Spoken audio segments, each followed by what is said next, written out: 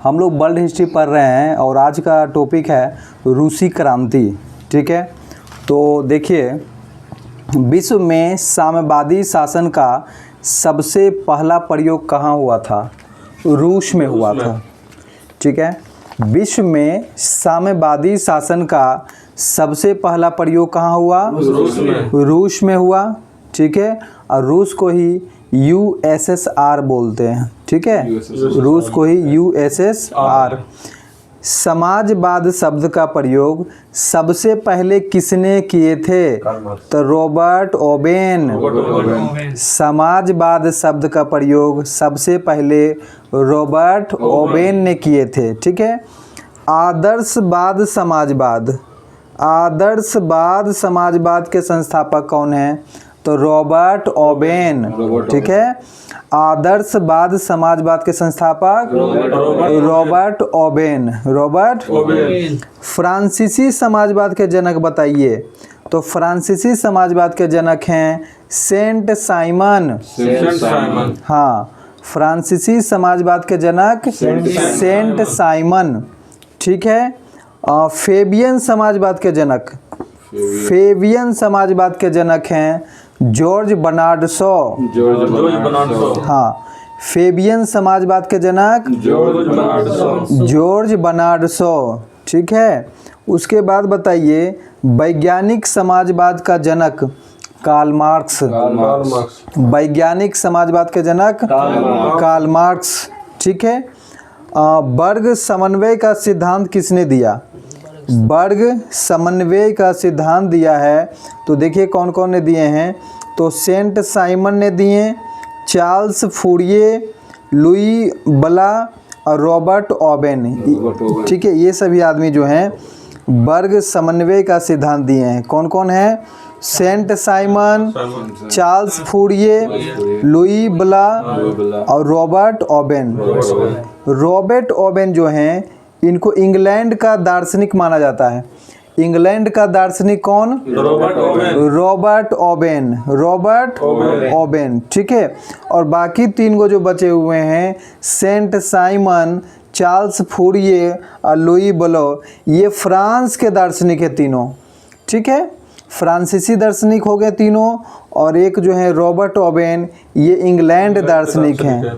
ठीक है, अब सुनिए रॉबर्ट ओवेन का कथन क्या था? रॉबर्ट ओवेन का कथन था संतुष्ट श्रमिक ही वास्तविक श्रमिक होता है। संतुष्ट श्रमिक ही वास्तविक श्रमिक होता है। किसने कहा था? Robert Owen. Robert Owen. ठीक है, ये इंग्लैंड के पूंजीपति हैं। इंग्लैंड के पूंजीपति हैं। उसके बाद बताइएगा कार्ल मार्क्स को यूटोपियन अर्थात स्वप्नदर्शी नहीं कहा जाता है। कार्ल मार्क्स को यूटोपियन नहीं कहा जाता। यूटोपियन का मतलब क्या होता है? स्वप्नदर्शी। यूटोपियन का मतलब स्वप्नदर्शी। और वहीं बात करें सेंट साइमन, चार्ल्स फूरिये और लुई बला और रॉबर्ट ओवेन, ये चारों को जो है यूटोपिया कहा जाता है, यानी स्वप्नदर्शी कहा जाता है। ये चारों क्या हैं? यूटोपिया यानी स्वप्नदर्शी हैं। और जो कार्ल मार्क्स हैं वो यूटोपियन नहीं है, स्वप्नदर्शी नहीं है। ठीक है, अब आइए कार्ल मार्क्स के बारे में जानिए। तो कार्ल मार्क्स का जन्म कब हुआ? 1818 में।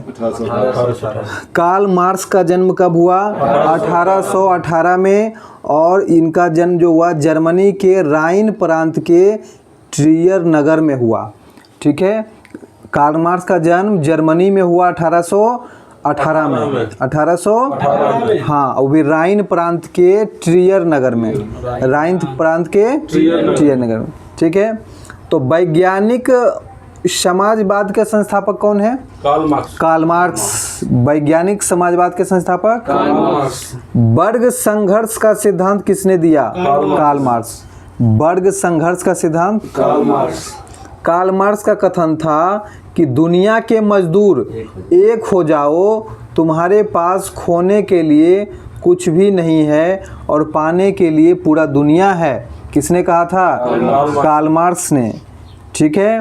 क्या कहा कि दुनिया के मजदूर एक हो जाओ, तुम्हारे पास खोने के लिए कुछ भी नहीं है और पाने के लिए पूरा दुनिया है।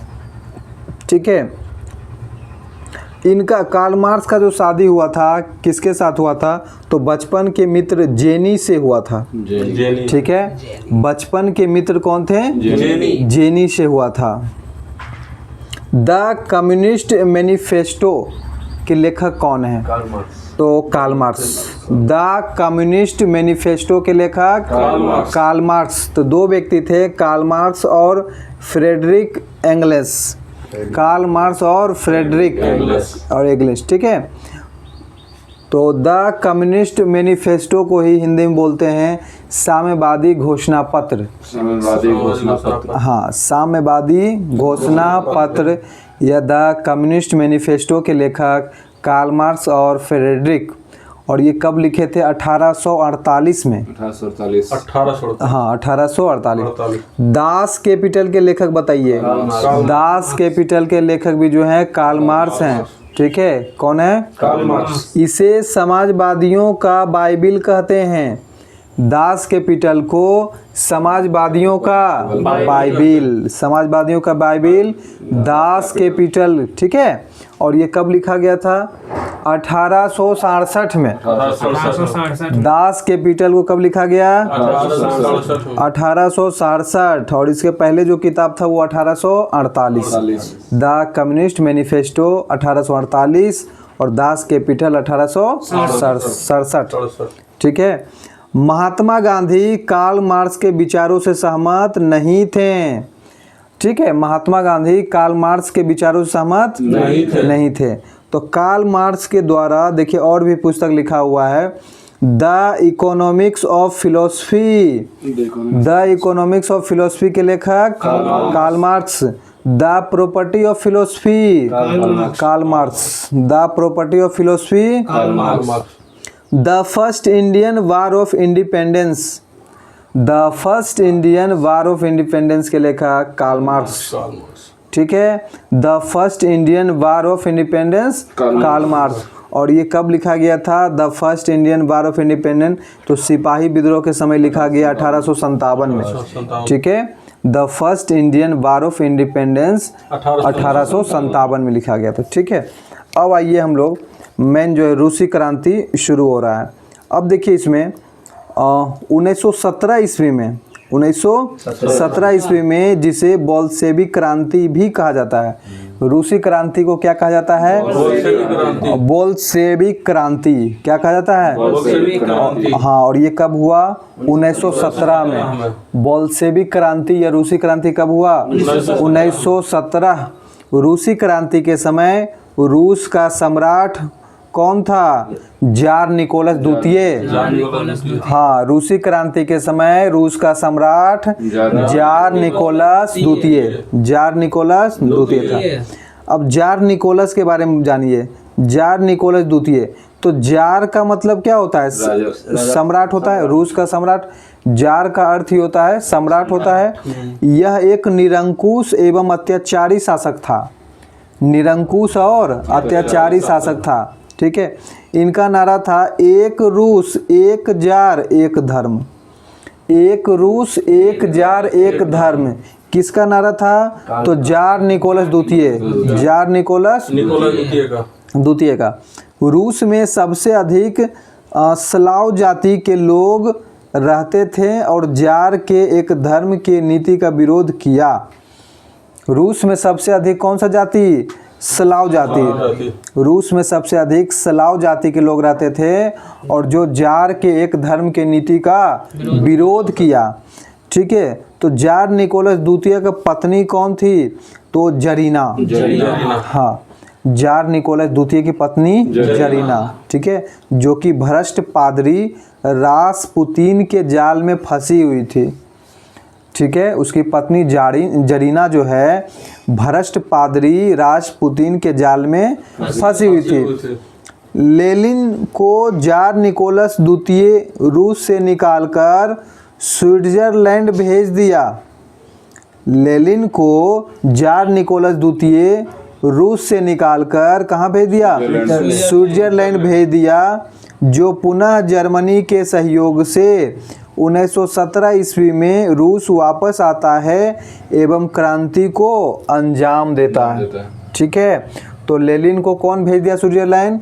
जार निकोलस द्वितीय। जार निकोलस हाँ, पहले भेज दिया था, लेकिन बाद में 1917 में फिर वो लेनिन जो है लौटकर रूस आ गया था, लौटकर रूस आ गया था। खूनी रविवार बताइए कब घटा था? 1905। खूनी रविवार 1905, 9 जनवरी 1905। हाँ, खूनी रविवार 9 जनवरी 1905। और खूनी रविवार में एक नारा दिया गया था, क्या दिया? रोटी दो, रोटी दो।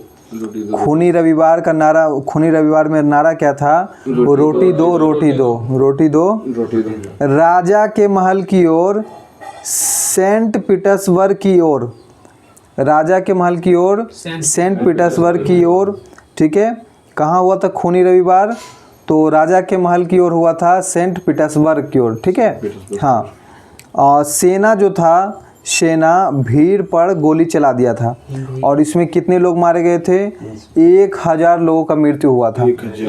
हाँ, 1000 लोग मारे गए थे इसमें। ठीक है, तो खूनी रविवार कब हुआ था? 1905, 9 जनवरी 1905। और ये कहाँ पे हुआ था? सेंट पीटर्सबर्ग, राजा के महल की ओर सेंट पीटर्सबर्ग में हुआ था। सेना ने भीड़ पे गोली चलाया था, कितने लोगों की मृत्यु हो गया था? 1000 लोगों का मृत्यु हो गया। ठीक है, सड़क जो है, सड़क खून के कारण लाल हो गया था। ठीक है, सड़क खून के कारण लाल हो गया। और वह दिन जो था, उस दिन रविवार का दिन था। कौन दिन था? रविवार। इसलिए इसको खूनी रविवार कहा जाता है। क्या कहा जाता है? खूनी रविवार कहा जाता है। ठीक है, अब आइए इसमें, उसमें कैलेंडर जो चलता था, एक होता था ग्रेगोरियन कैलेंडर और एक था जूलियन कैलेंडर। ठीक है, ग्रेगोरियन कैलेंडर और जूलियन कैलेंडर। तो ग्रेगोरियन कैलेंडर ब्रिटिश कैलेंडर कहलाता था, और जूलियन कैलेंडर ये रूसी कैलेंडर था। जूलियन कैलेंडर रूसी कैलेंडर मतलब रूस में, और ग्रेगोरियन कैलेंडर ब्रिटिश कैलेंडर यानी इंग्लैंड का कैलेंडर। तो ग्रेगोरियन कैलेंडर जूलियन कैलेंडर से 13 दिन आगे था, 13 दिन आगे था। अर्थात जूलियन कैलेंडर ग्रेगोरियन कैलेंडर से 13 दिन पीछे था, 13 दिन पीछे था। मतलब दोनों में 13 दिन का फासला चलता था, ग्रेगोरियन कैलेंडर और जूलियन कैलेंडर। ठीक है, देखिए रूसी क्रांति के प्रमुख कारण, रूसी क्रांति क्यों हुआ था? कब हुआ था रूसी क्रांति? 1917। ठीक है, इसका कारण क्या है सुनिए। तो 1905 ईस्वी में रूस का जापान से पराजय हो जाना, पहला कारण। 1905 ईस्वी में रूस का जापान से पराजय हो जाना। और दूसरा कारण है प्रथम विश्व युद्ध में रूस की दयनीय स्थिति। उसका दयनीय कैसा स्थिति था? दयनीय था। प्रथम विश्व युद्ध में रूस की स्थिति दयनीय था। और क्या? जार का निरंकुश होना, जार का हाँ निरंकुश होना, किसान की स्थिति भी दयनीय होना, मजदूर की स्थिति भी दयनीय होना, ये सब कारण थे रूसी क्रांति होने के कारण।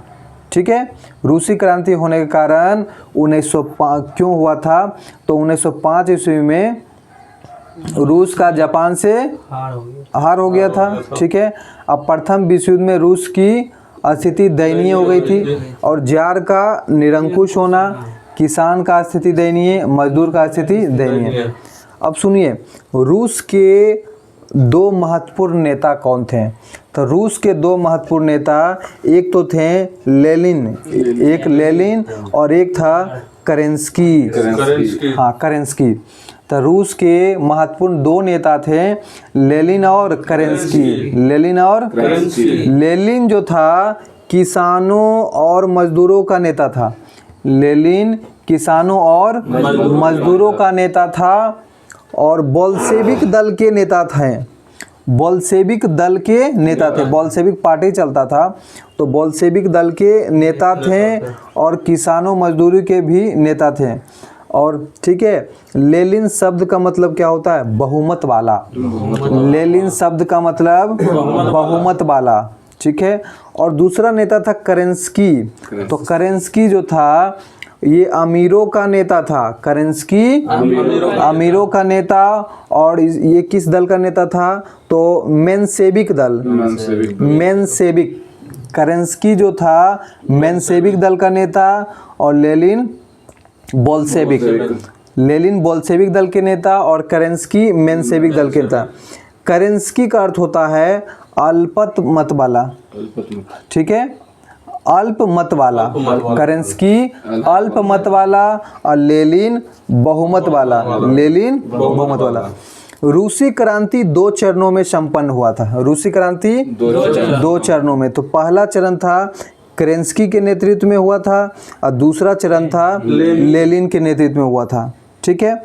तो केरेंस्की के नेतृत्व में पहले हुआ था रूस की क्रांति, ठीक है।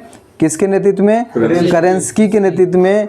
ये फरवरी 1917 में ही हुआ था और वहीं लेनिन के नेतृत्व में अक्टूबर 1917 में हुआ था, ठीक है। तो फरवरी 1917 में हुआ केरेंस्की के नेतृत्व में, ठीक है। कब हुआ? फरवरी 1917, वो भी जूलियन के अनुसार, जूलियन कैलेंडर के अनुसार। वहीं ग्रेगोरियन कैलेंडर के अनुसार मार्च 1917 कहलाता है, मार्च 1917 में। तो पहली क्रांति के बाद जार निकोलस द्वितीय तथा उसके पत्नी को पकड़कर फांसी दे दिया गया, ठीक है। पहला रूसी क्रांति जो हुआ केरेंस्की के नेतृत्व में, क्या किया? तो जार निकोलस द्वितीय और जार निकोलस द्वितीय और उसके पत्नी को पकड़कर फांसी दे दिया गया, परंतु केरेंस्की पुनः निरंकुश की ओर जाने लगा, ठीक है, निरंकुश की ओर जाने लगा। वहीं दूसरी चरण की बात करें तो लेनिन के नेतृत्व में अक्टूबर 1917 में हुआ था, अक्टूबर 1917, ये जूलियन के अनुसार। और वह ग्रेगोरियन तो आगे चलता है ना 13 दिन, नवंबर 1917 कहलाता है ग्रेगोरियन के अनुसार, नवंबर 1917। तो दूसरी क्रांति को ही बोल्शेविक क्रांति कहा जाता है। दूसरी क्रांति को ही बोल्शेविक क्रांति कहा जाता है। क्या कहा जाता है? बोल्शेविक क्रांति। तो पहली क्रांति को मेंशेविक। हाँ, तो सुनिए, दूसरी चरण की क्रांति में केरेंस्की जो है रूस को छोड़कर इंग्लैंड भाग जाते हैं, ठीक है। दूसरी चरण की क्रांति में केरेंस्की रूस छोड़कर इंग्लैंड भाग जाते हैं और इस प्रकार लेनिन के नेतृत्व में रूस में साम्यवादी शासन का स्थापना होता है, ठीक है। लेनिन के नेतृत्व में रूस में साम्यवादी शासन का स्थापना होता है। तो रूसी क्रांति नवंबर 1917, रूसी क्रांति नवंबर 1917 के बाद लेनिन ने रूस को मजबूती प्रदान करने के लिए फैसला लिया कि वह प्रथम विश्व युद्ध से अलग होगा। इसके लिए उन्होंने जर्मनी के साथ 1918 ईस्वी में ब्रेस्ट लिटोवस्क से संधि किया और प्रथम विश्व युद्ध से अलग रहा, प्रथम विश्व युद्ध से अलग हो गया, ठीक है, प्रथम विश्व से अलग हो गया। अब सुनिए, लेनिन द्वारा किया गया कार्य। लेनिन जो है रूस में क्या क्या काम की है? तो अप्रैल थीसियस योजना 1917 में चलाया, ठीक है। और किसने चलाया? लेनिन ने। अप्रैल थीसिस योजना के चलाया? लेनिन ने 1917 में। नई आर्थिक नीति किसने चलाया? लेनिन ने 1921 ईस्वी में। नई आर्थिक नीति कब चला? 1921 में लेनिन ने। पूरा नाम, लेनिन का पूरा नाम क्या था? Vladimir Ivanovich Lenin. हाँ, लेनिन का पूरा नाम है व्लादिमीर इवानोविच लेनिन, ठीक है। लेनिन ने अपने विरोधियों से निपटने के लिए चेका नामक पुलिस संगठन का स्थापना किया, ठीक है। चेका नामक पुलिस संगठन का स्थापना किसने किया? लेनिन ने किया, ठीक है। लेनिन का दोस्त जो था ट्रांटस्की, लेनिन का दोस्त ट्रांटास्की, जो कि लाल सेना का गठन किया। लाल सेना का गठन किसने किया? ट्रांटास्की। ठीक है, लेनिन का दोस्त है ट्रांटास्की, जो लाल सेना का स्थापना किया। ठीक है, लेनिन का मृत्यु कब हो गया? 1924 में। 1924। हाँ, लेनिन का मृत्यु कब हो गया? 1924 में लेनिन का मृत्यु हो गया। ठीक है, और इसका उत्तराधिकारी बताइए। लेनिन का उत्तराधिकारी स्टालिन। लेनिन का उत्तराधिकारी स्टालिन। और स्टालिन का उपनाम क्या है? फौलादी पुरुष। स्टालिन को फौलादी पुरुष कहते हैं। और क्या? Steel man of Russia. Steel man of Russia किसको बोलते हैं? स्टालिन को। Steel man of Russia. हाँ, और क्या बोलते हैं? आधुनिक रूस का जनक। आधुनिक रूस का जनक कौन? स्टालिन। आधुनिक रूस का जनक स्टालिन। इस प्रकार जानिए कौन कौन शासक रहे थे रूस में। तो पहला तो जार निकोलस द्वितीय, उसके बाद करेंस्की के बाद लेनिन, लेनिन के बाद स्टालिन के बाद खुर्बोचेव। हाँ, खुर्बोचेव। उसके बाद ब्रेजनेव, उसके बाद गार्बोचेव। ठीक है, तो ये 6 गो मतलब वहाँ शासन चला है। जार निकोलस द्वितीय, उसके बाद करेंस्की, फिर लेनिन, स्टालिन, उसके बाद खुर्बोचेव, ब्रेजनेव, गार्बोचेव। ठीक है, तो गार्बोचेव इनके समय में यूएसएसआर, सोवियत संघ रूस जो बोलते हैं, यूएसएसआर की 1991 ईस्वी में 15 भागों में विघटन हो गया था। ठीक है, गार्बोचेव के समय में, किसके समय में? गार्बोचेव के समय में यूएसएसआर जो है 1991 में कितने भागों में? 15 भागों में विघटन हो गया था। ठीक है, और इसके 2 नीतियाँ चला था। कौन कौन? प्लास्टोनिस्ट और पेरोस्त्रोनोइब। हाँ, तो प्लास्टोनिस्ट नीति का मतलब होता है खुलेपन। प्लास्टोनिस्ट मतलब खुलेपन। अब पेरोस्त्रोनोइब का मतलब होता है पुनर्रचना। ठीक है, तो रूसी साम्यवादी का जनक किसको कहा गया? प्लेखोनोवा। रूसी साम्यवाद का जनक प्लेखोनोवा। ठीक है, प्लेखोनोवा। तो आज के लिए इस टॉपिक को समाप्त करते हैं। ये रूसी क्रांति समाप्त हो गया है। अगले टॉपिक में हम लोग इंग्लैंड का क्रांति लेंगे।